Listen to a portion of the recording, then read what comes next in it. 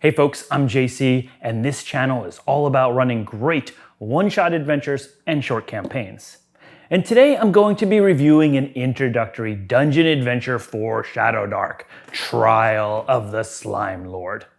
Now, those of you who are familiar with this channel know that I am a big fan of Dungeon Crawl Classics and its series of gonzo funnel adventures. In funnel adventures, players control multiple lowly and often terrified zero-level characters who are short on special abilities and possessions. And they set out into some dangerous dungeon or environment, and one by one, these would-be heroes will perish in horrible ways, usually eaten by monsters, killed in some devious trap, or just doing something stupid which ends up with themselves completely murdered. Funnel adventures feel very different from a typical tabletop adventure. They're faster paced, they're deadlier, and they're very unpredictable. And that's usually because the characters in them aren't that good. But that's what makes them so much fun.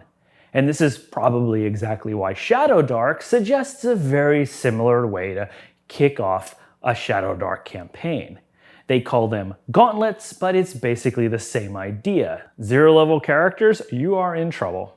Trial of the Slime Lord is a gauntlet adventure for Shadowdark, and it traps a group of kidnapped villagers deep in a dungeon dedicated to an evil slime god.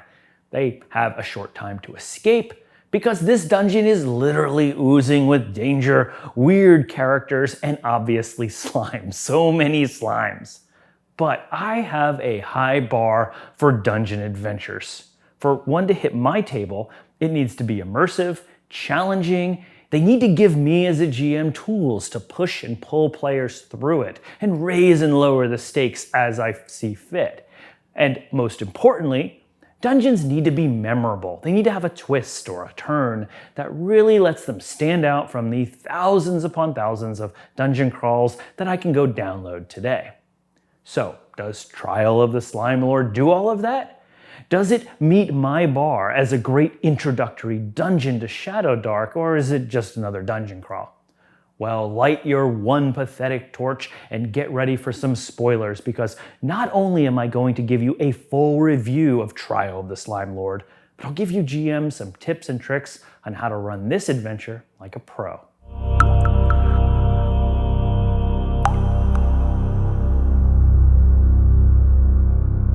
Trial of the Slime Lord is written by Jordan Rudd, and it runs about 16 pages.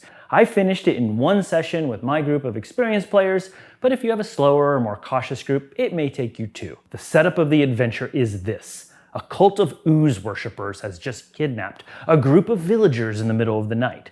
They've dragged them into the mountains and tossed them into their own dungeon, which is sort of a crucible for potential new cult members.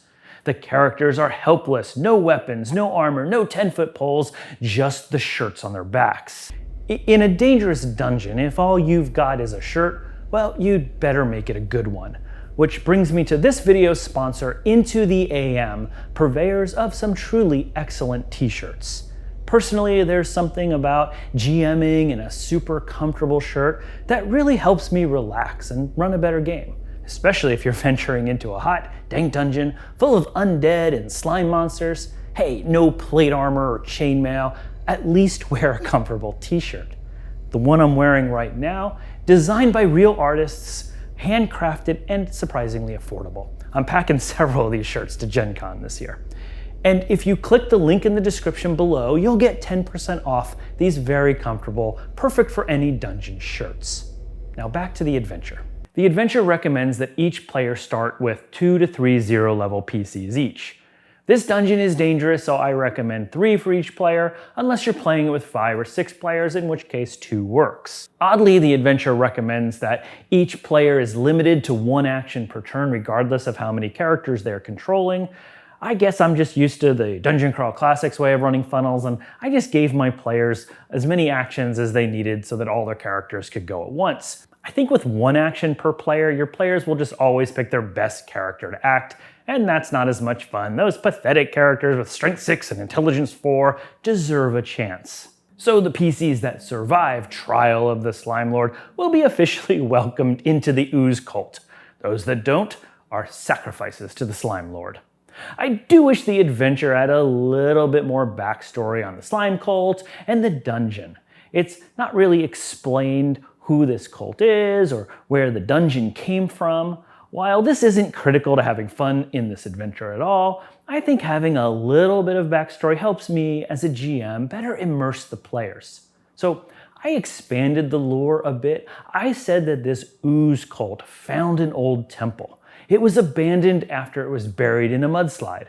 While the mudslide was entirely a natural disaster, the slime cult believed it was a signal from their ooze god, and so they co-opted it and turned it into their personal dungeon to haze new cult members. The adventure kicks off with what I think is the perfect introduction to Shadowdark. The PCs wake up in a dark dungeon with nothing but a single torch dropped in from above after them. Since in Shadowdark, torches are real-time, they only last an hour, the players will immediately feel urgency. They have that exact 1 hour to escape or find another light source, or undoubtedly, they will be overwhelmed by the denizens of this dungeon. There's just no better way to welcome your players into Shadowdark and introduce them to that real-time torch mechanic. Even experienced role players will start this adventure with anxiety. So the goal of this adventure is simply to escape the dungeon. If the players do, they'll receive a boon from the slime gods. If they fail, they'll be revived as undead, doomed to roam the dungeon's halls and serve the Slime Lord forever. The dungeon is 17 rooms and has only one exit. To escape, however, the PCs will need to explore enough of the dungeon to find 2 incantations to open the massive door that blocks the only exit. Because the players start out with no equipment, their first order of business will be scavenging items in the nearest dungeon rooms. There is a strong mix of rooms in this adventure. They all have a purpose and something flavorful that makes it really feel like the lair of some creepy slime cult. For example, one of my favorite rooms is one that has these 3 statues that shows a, quote, humanoid figure undergoing some kind of slime-related trauma. It's gross and well illustrated and weird and will motivate your players to keep moving. There's also another fun room that's entirely covered in this nasty mucus, and if your players are brave enough to bathe in it, well, the slimes in the dungeon will ignore you. But the things that eat the slimes in the dungeon will come after you hard. Hey look, it's a mucus-covered wall. I kinda wanna lick it. I bet you this adventure doesn't have a chart for that. Oh, it does. These kinds of rooms are just nice touches that make the adventure feel like they were well crafted. There are also many keys and items that are scattered throughout the dungeon which let the players into secret areas with real rewards that make a huge difference in this dungeon. For example, one secret area that's a little hard to get into because you have to find 3 chips of ooze throughout the dungeon holds this amazing warhammer, Mara Soda the Sludge Slayer, oh what a cool name, which does triple damage against oozes and slimes. If the players put in the work to find these areas, it will absolutely be worth it. Interestingly, there are actually very few rooms in this dungeon that are stocked with monsters. And that's because the game is heavily based on the wandering monsters that provide the challenge in this adventure. The dungeon calls itself risky, so every 2 rounds you're supposed to roll a d6 and on a roll of 1 or 2, an encounter occurs. Rounds in Shadowdark are a little fuzzy, so how I play it is every 15 minutes I make that roll, or you could roll every 2 rooms the players explore. It doesn't really matter, but I've seen some players who need help figuring out exactly when to roll on those tables. The deadliness on this random encounter table varies a lot, but it will get more dangerous over time. The milder rolls will conjure maybe another villager lost in the dungeon, which is good for a role-playing encounter or a spare player character in case somebody's died already.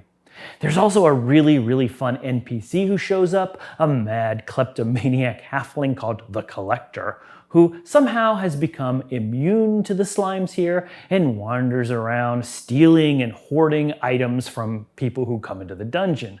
While I wish the Collector had more of a described personality, I chose to make him sort of an evil Yoda who scurried from room to room, talking in weird backward speak and commenting on the players' belongings like he was an insane Amazon reviewer. Hey look fellas, I found a helmet. That battered oak helmet, 1 star, not as described. Arrived covered in goblin teeth, bloodstains, and what I hope is stew. 0 head production. Took 1 fireball, and now I can taste colors. The Collector was just so much fun to roleplay. Just be prepared to add some more personality to him yourself. The encounter table gets way more dangerous though.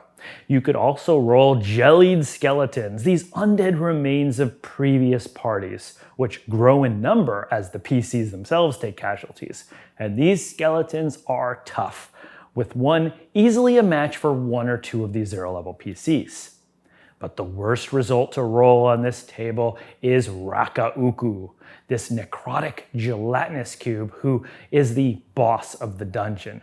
Rakauku is truly worthy of a gelatinous cube with a proper name. He has 24 hit points, which is a lot in Shadowdark, takes half damage from a lot of weapons, and of course he can engulf and dissolve victims.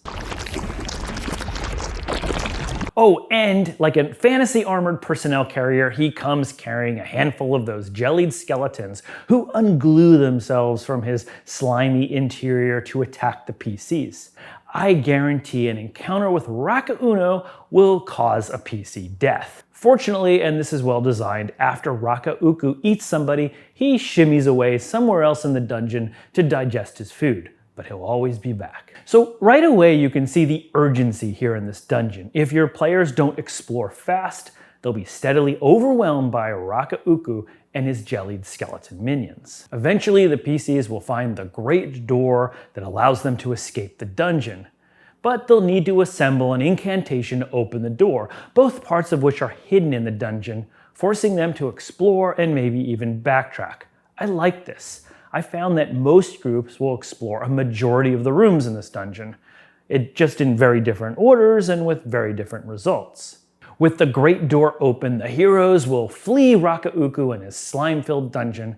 They'll dash through a cave and they'll be immediately set upon by 4 hungry wolves who have made their lair in the dungeon's exit. Yes, this will be a cruel twist for many groups. Just when they think they've escaped, they'll be surrounded by these tough, hungry wolves and eaten. In fact, when I played this adventure, that's exactly what happened to my players. Look, fellas, it's the sunlight. 12 of our dear friends are dead, but we overcame the traps. We defeated the slimes. Rakauku is licking his wounds. And are those 4 giant wolves guarding the exit? Oh. Yup, my trial of the Slime Lord ended with a total party kill right there in the last minute of the adventure. Good thing my players have a good sense of humor. They laughed, they cried, and they cursed their dice as they put them away. But if you're running this to kick off a Shadowdark campaign, just keep an eye on the hit points of those wolves. I think they have 10 each, maybe make it 5 if you want your players to survive to the next session. But in theory, had the heroes survived, they would have received a boon from the slime cult, which essentially lets them charm future encounters with slimes. Useful? Maybe. Flavorful? Absolutely. And that's Trial of the Slime Lord for Shadowdark. So what do I think? At the top of the video, I said I rate dungeon adventures in 4 categories. And really, a dungeon has to check all 4 of these boxes for me to consider it a strong enough adventure to run at my table. First, a great dungeon needs a good balance of challenging encounters. Every room has to feel a little different. There should be a good fuel mix between combat encounters, interesting environmental obstacles, and fun but fair traps. And yes, this adventure has a great mix. Not only are there interesting, dangerous villains and fun traps that reward bravery and punish the foolhardy, but I love that there are keys and objects that unlock fun secrets that reward exploration and backtracking and thinking about how to approach the dungeon. No matter what kind of dungeoneer your players are, they'll find something that they like here. Next, a great dungeon needs to tell a story as you're exploring it.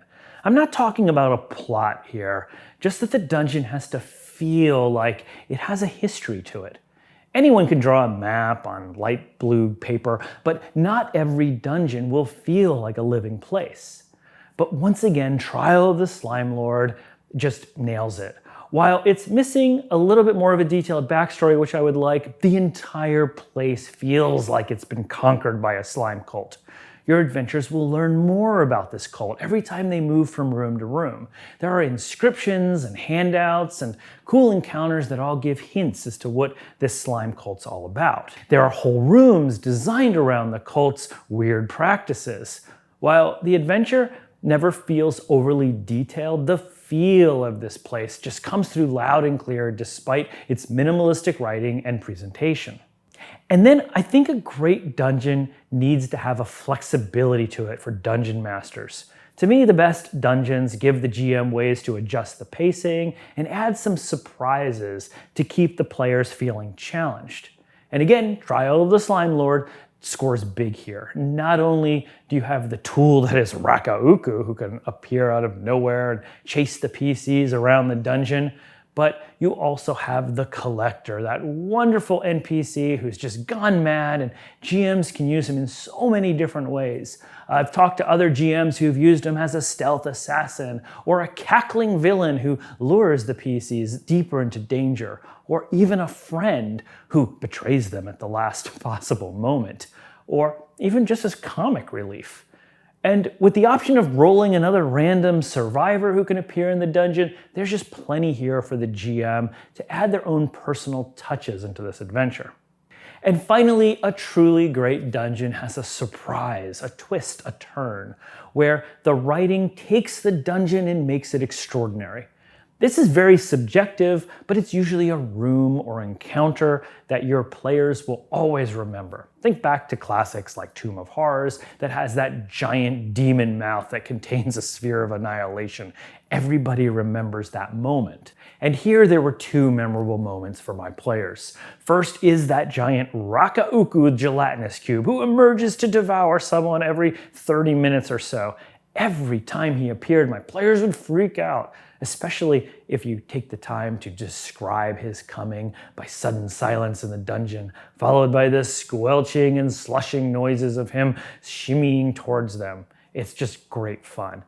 And second, there's just an amazing room in this dungeon that my players found really to be special. It's called the Offering Chamber, where to get to the exit door, the PCs have to make 3 open-ended sacrifices. Something fleshy, something bony, and something living, like sacrificing a villager or a rat or even a fellow PC. This is a potentially dark and morally challenging puzzle that your players are unlikely to forget. When they realize what they have to sacrifice, I promise you that their creativity and desperation will collide in wonderful ways. I have very few quibbles with this adventure. It's easy to run, it's well formatted, and it checks all my boxes. Honestly, my only problem is that I do wish it had a little more backstory, like maybe a half page or so, just to help inspire me with some of the NPCs in the adventure. Oh, and the numbers on the map are a little hard to read. It would have been nice also that if the keys to the various rooms were more clearly marked on the map, since some doors require multiple items to get into. It would have just been nice if this was all notated, but I recommend you just grab your marker and just make some of those notations yourself on the map just to help you run it a little more smoothly and make sure your players don't accidentally open a door that they shouldn't open because they don't have the keys for it yet. But those are really my only issues with this. So Trial of the Slime Lord is a solid introductory dungeon that really showcases what I think Shadowdark is great at. Fast mechanics, urgency, and real danger lurking just out of range of your torch. I love that it throws players into danger immediately and provides a gamut of interesting and varied challenges. The fun combats, the random encounters, the environmental hazards, and the unique puzzles give your players a lot of variety. And it's easy to run. The minimalistic, breezy writing style means you can prep this adventure in under 30 minutes. So if you're looking to kick off a Shadowdark game with a fast-moving dungeon adventure packed with unique, slimy encounters, Trial of the Slime Lord absolutely deserves a place at your table. If you enjoyed this video and want to see more reviews like it, don't forget to like, subscribe, and hit that bell icon. Oh, and if you've played or run in Trial of the Slime Lord, tell me what your experience was like. Let me know in the comments below. Did Rakauku eat most of your party? Let me know.